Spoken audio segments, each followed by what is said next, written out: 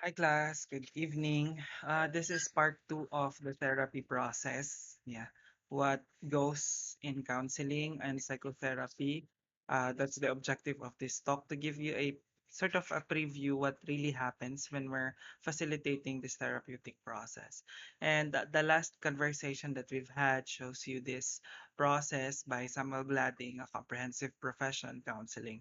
And in here, we talk about several segments beginning from establishing and building the therapeutic alliance, developing the therapeutic goals, and then deploying the therapeutic interventions, and finally towards termination. So we are going also to encounter simpler models of the therapy process because this is quite complicated. Daghan kaya siyang steps, no? So there are alternatives in the kind of the counseling process that we might do. One example is this one, the counseling process. I cannot find kung kinsa ang author ani, but I used this one in one of our classes in grad school. So it's divided into the facilitation process, transition, and action. In the facilitation, we often call this and describe this as the phase of the heart, transition is the phase of the mind, and the action is the phase of the hand. In the facilitation part, our goal is to get and develop rapport. So our goal is to build the therapeutic alliance. If you see, there are parallelisms or parallels across the different frameworks of counseling. They always and must always begin with the rapport building and followed by getting the facts, reactions, and feelings, which is in a way a sort of like assessment, understanding what the context is, what the client brings to the therapeutic process. And then transition, which is phase of the mind. Here we look at what had the client been doing to um, cope with the challenge or the problem. Yeah.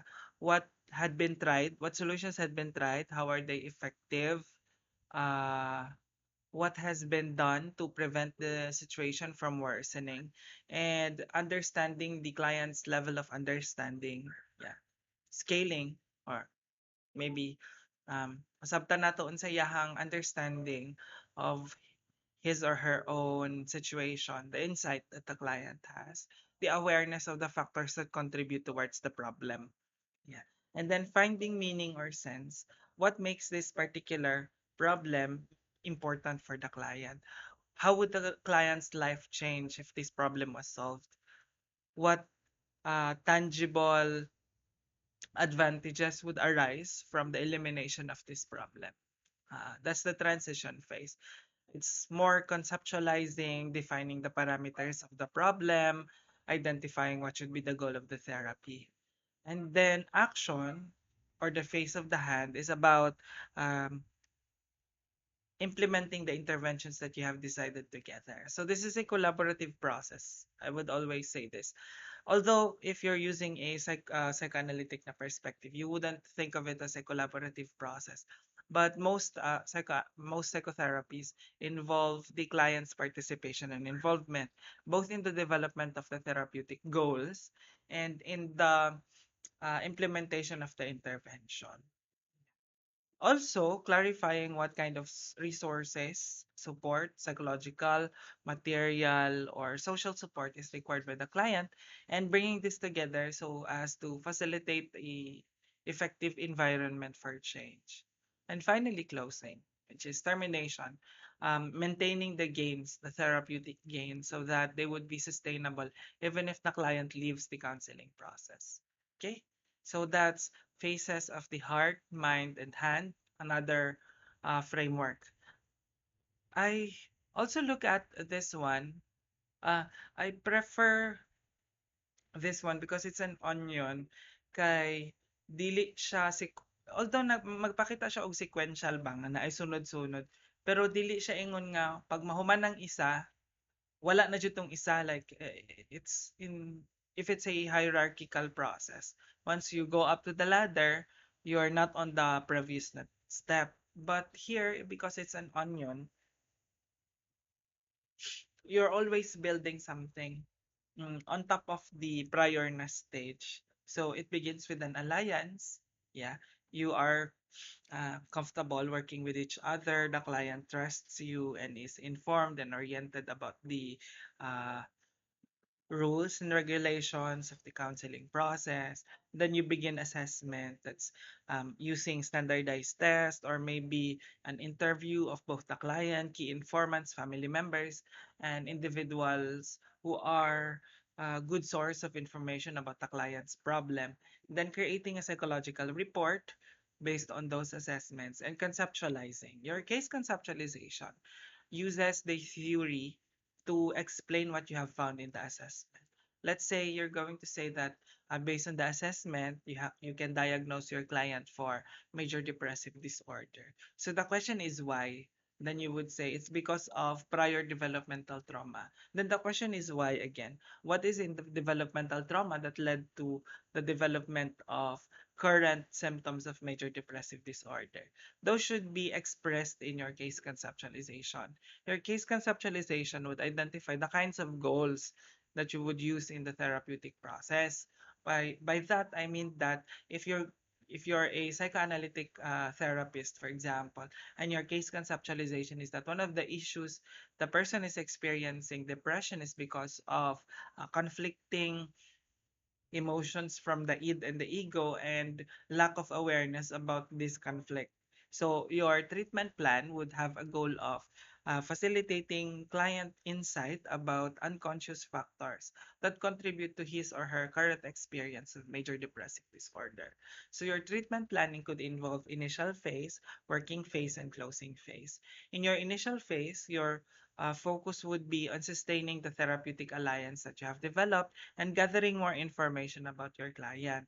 In your working phase, that's where you are going to deploy your interventions. You will use different techniques and strategies with the goals in mind to help you reach the changes that both you and your client have decided. And then in the closing phase, uh, s- it's transitioning towards termination. So your treatment plan also includes your intervention. Your interventions are kung sa treatment plan is just scheduling what should be done on this session, the following sessions, what should be the goal for this session. It's like a calendar, it's like a project plan of the entire counseling na contract, what you will do for the next 6 months. Of course, that's dynamic.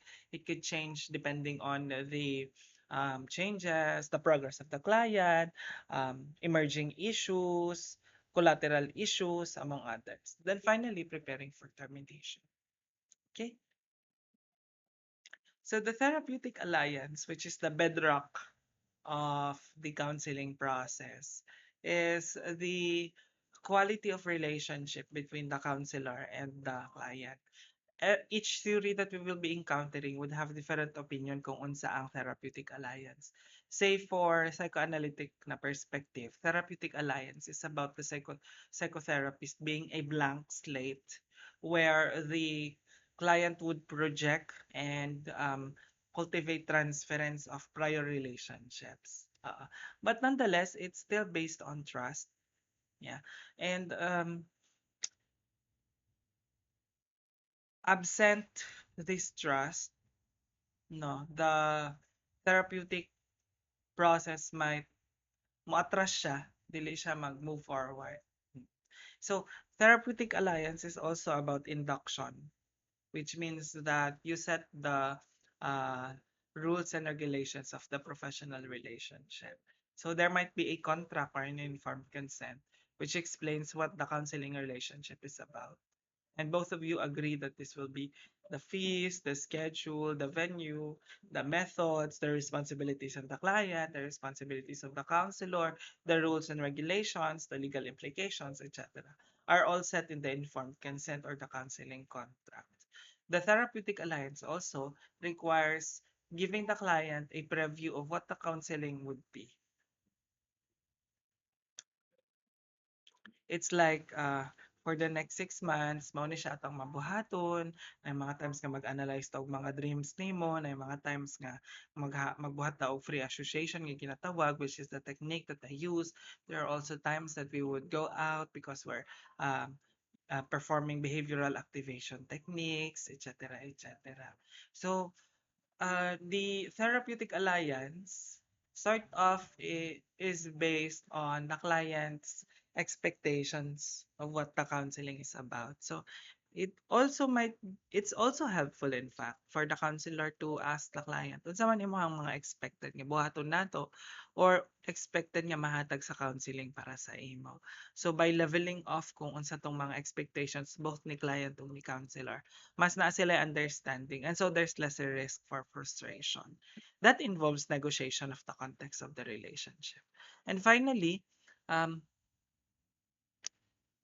questions like what are your best hopes for our counseling sessions? That's a very solution focused na question. I use that often with my online clients. Oo. And by that, klaro siya, unsa man jud ang gusto natong matabo ani. While we are sure nga sa sugod basining ani ang gusto nga matabo sa client, nya mag-transform siya along the way, it's okay.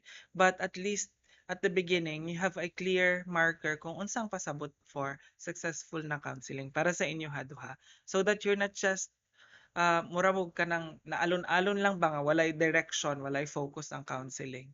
Oo. So it's important nga ma-identify ninyo, we could say that we are ready to terminate this counseling relationship if this marker is present. Okay. So that is also informed by the kind of theory that you approach. Say, kung psychoanalytic siya, because we begin with psychoanalytic, siguro kung naanay insight ang client or naanay awareness of the unconscious factors, we could say that the counseling had been successful. The next part of the therapeutic process is assessment. We have talked about different models, no? Pero naa siya mga core elements, di ba? Magsugod yun siya og therapeutic alliance and then followed by assessment. So, assessment includes clarifying unsa man ang primary complaint of the client. The primary complaint, I must say, might be a symptom and not a problem. Moingon tag depression, basin ang depression is a symptom of an underlying problem and the actual problem is trauma. Puwede nato ingnon nga naay relationship problems, nangabit ang iyahang bana unya puwede nga that's a symptom and not a problem or naay mga sexual disorders, sexual dysfunctions, that's not a problem but it's a symptom of an underlying problem. But it's always okay to accept kung unsa man ang dalon sa inyong clients in the counseling relationship, no? We begin with that. Like say the ingnon niya nga dili nagpa-counseling pud kay dili naman gud ko katulog ma'am, kanang makatulog ko for the past 3 weeks kay tig isa ka oras lang sa isa ka gabi usahay pa gani kay 4:00 na unya hago kayo akong paminaw pagka mata nako sa buntag. So unsa man na, is that a problem or is that a symptom of the problem? Pwede nimo pangutan-on nga unsa man imong nabantayan nga nagtabos kadtong magsugod ni siyang problem nimo sa sleep. So you're looking at events that happened before the problem or the symptom of the problem came up because your assumption is that basin ka to ng mga events ang nakatrigger after sleep problem and you want to understand those events so that your intervention could also be targeting those events. So pwede siya nga magsugod ka nga o sige pa sa karon solbaron sa nato yung mga problem sa sleep. Why don't we try this one? Why don't you rearrange your room, create rituals or maybe take vitamins that would help supplement ang imong physical health, oo. Na ba kay health conditions, na ba kay ginatambal nga't ginatumar, kay basin ka kana sila naka-contribute pod. So, sana investigating what the primary complaint is about, no, is a skill that the counselor develops as he matures as a professional. Nga matuki-tuki niya kung asa tugikan tong mga problems o the primary complaint. So that means that they have to identify the factors that contribute to the complaint. Okay. Aside from that, the assessment also includes not just focusing on the negative but also focusing on the positive. Unsa man imuhang mga lingaw karon ana kay ang gusto nimo i-balance ba nga kung naa siya problem sa pagtulog basin pwede nga lingawon sa niya iyang kaugalingon tanaw sa siya okay drama or unsa ba. So those are personal resources pwede niyo pangutan-on. Kinsa naman ang imuhang naingnan ani nga problema, unsa may ilahang ingon, unsa may natuman nimo dito sa mga gisulti nila, unsa may effect sa imong problema. Dili pud nga murag shotgun ang imong pagpangutana. But the kind of thoughts that you're following is something like that. You're exploring the environment of the person. What are those in the environment that could help that person, whether interest man niya, mga tao nga close sa iya, mga personal strengths niya. So halimbawa maingon siya nga ay katong niaging adlaw kay nalingaw ko kay di man ko katulog so nag-drawing na lang sa ako. Unya wala na ko nabantayan bang kanang taas unsa na unsa na kanang dako na kayo iyahang drawing unya katulgon na siya pag-abot sa pagkahuman niya sa iyahang drawing. Ana. So what you're trying to do there is so that's a sign nga mao ni siya ang isa ka possible solution. Ingana. You're trying to pick up not just the problem but also the solutions that kay dili man mag-adto ang client sa counseling wala na siya nag-try og solve sa iyang problema sa kaugalingon. They have already tried to solve that. So what you want to understand is dili ka mahimong redundant nga i-recommend na pud nimo tong mga solutions nga nasulayan na niya. So ipagawas na nimo kung unsa tong mga nasulayan na niya solutions. Ang tan-aw nimo kung unsa tong mga effects adto so that you could eliminate them from your battery of solutions. Okay. Getting the backstory of the person, when did you notice nga magsugod na kay problem or naabay in the past nimo nga nagkaroon pud ka og problema sa imong pagtulog ana how about sa imong kaon na ba siya epekto, how about sa imong timbang, how about sa imong relationships, imong trabaho sa pag-eskwela unsa may mga epekto ani unya naa ba kay mga nabantayan nga murag naka-stress sa imuha nga murag nakapasamot sa imong problema sa pagtulog ana. So um the assessment is often not complete in one sitting. In fact, the assessment could never be complete because it's a dynamic process. Everything in this counseling is a dynamic process. Your trust must always be cultivated at any point in the counseling from beginning to termination. Assessment could also happen in the termination part where you ask, unsa man karon ang mga nakuha nimo sa ato ang 6 months nga pag-counseling or 3 weeks nga pag-counseling. Now you're trying to assess gains, resources that was taken from the counseling relationship. And of course, the strategy to conduct psychological testing with the use of standardized test is also available to the counselor. Yeah. So it's important also nga na siya suggested nga na siya psychometrician who could administer the psychological test kung dili na kaya sa oras ni counselor or na yung mga test nga counselor lang jud or psychologist lang jud ang maka-administer so si psychologist ang mag-administer. But the point is that it is a wide strategy that includes formal evaluation, interviews, and interview of key informants or the family members who could give you vital information about the client. Okay, once you're done with your assessment and you have wrote down your assessment, tapos inuni mo yung client, ingani ang results sa mga psychological test, base sa imong intellectual ability, ingani siya. So, very high. Pwede nato ni siya magamit as resources or kani siya makatabang sa imuha sa pagkunahuna sa mga problema. Ingana. Problema sa mga solusyon sa problema.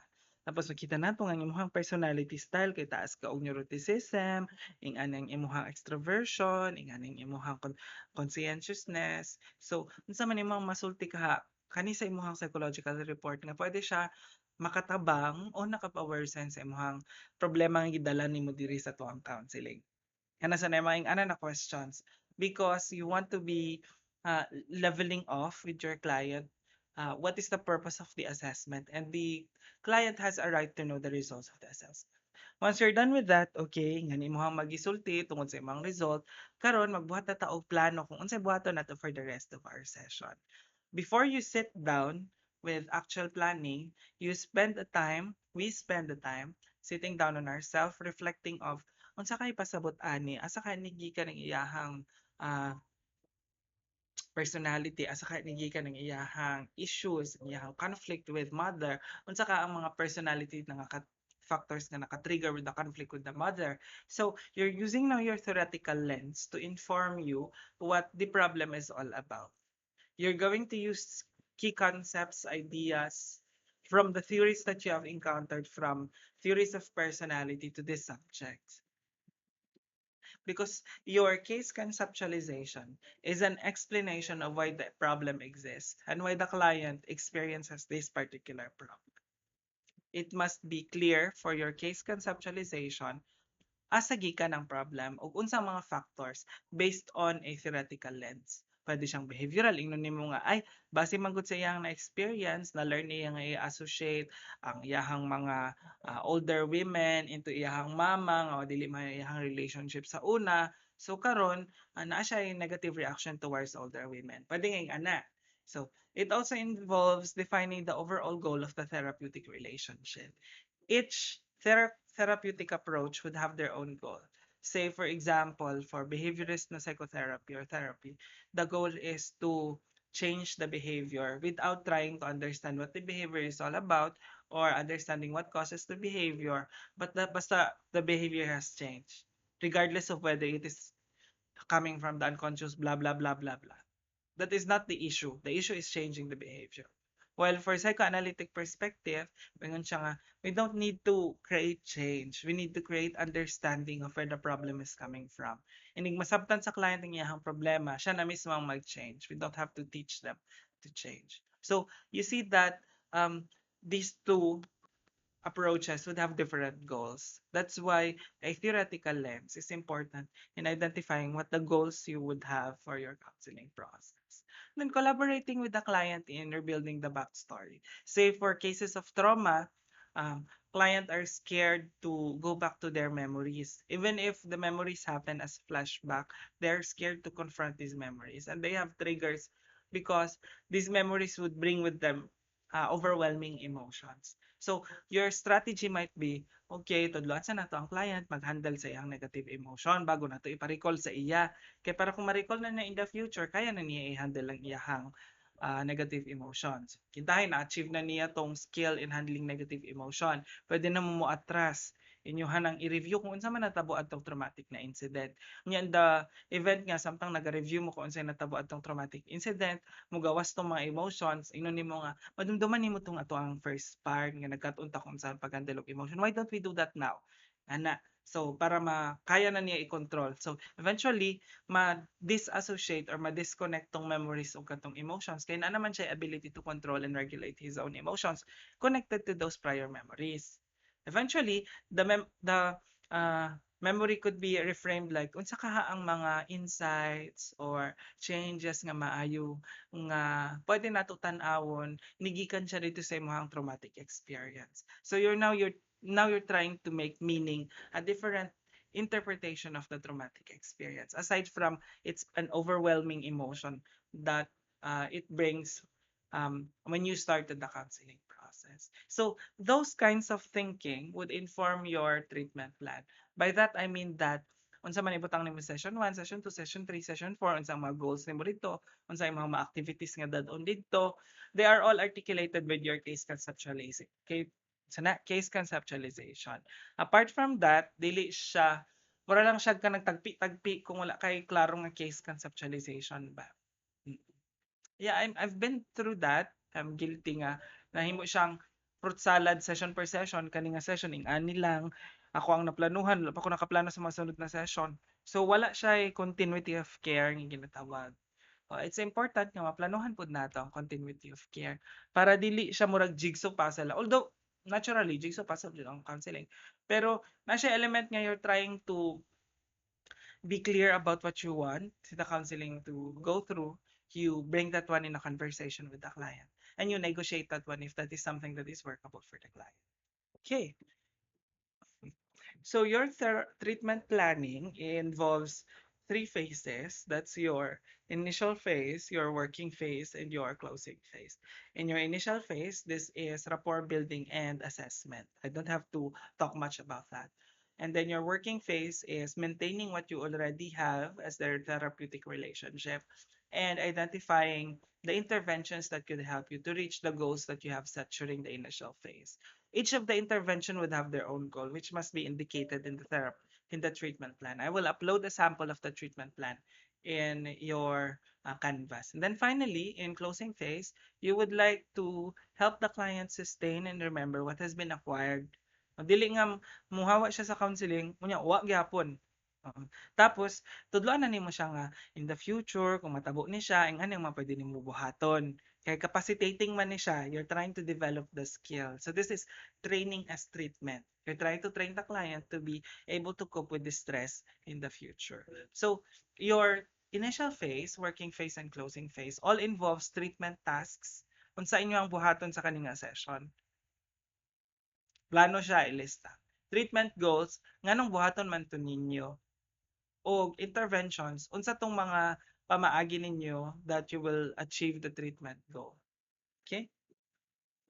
So this is an example of a treatment plan in the working phase. Okay? For working phase treatment task, monitor quality of working alliance.